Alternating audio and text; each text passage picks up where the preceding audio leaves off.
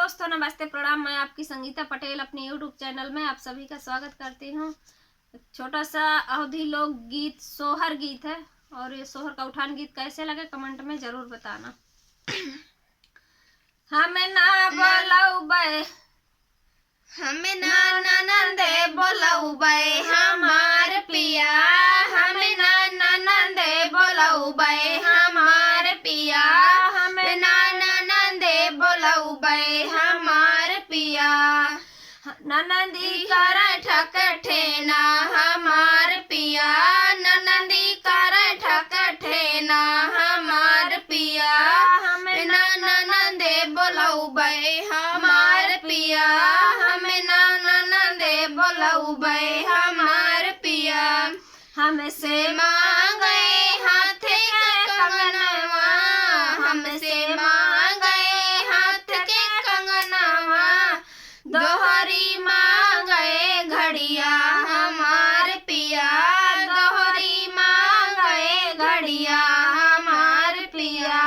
हमें ना ननदे बोलौबे हमार पिया, हमें ना ननदे बोलौबे हमार पिया।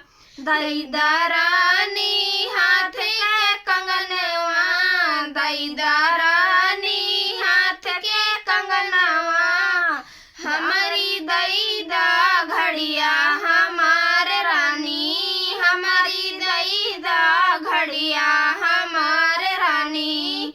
हमें ना ननदे बोलौबे हमार पिया, हमें ना ननदे बोलौबे हमार पिया।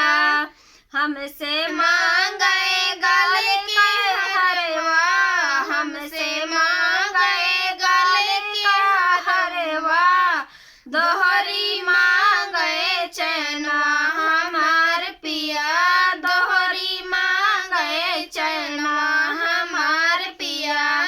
हमें ना ननदे बोलौबे हमार पिया, हमें ना ननदे बोलौबे हमार पिया।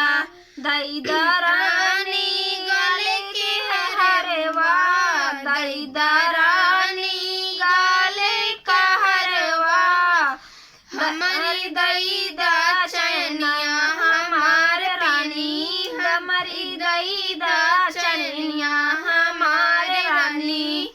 हमें ना ननदे बोलौबे हमार पिया, हमें ना ननदे बोलौबे हमार पिया।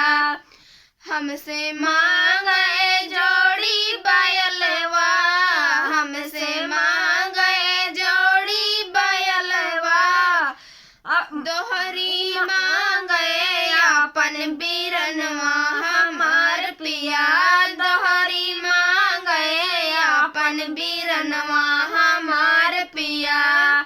हमें ना ननदे बोलौबे हमार पिया, हमें ना ननदे बोलौबे हमार पिया।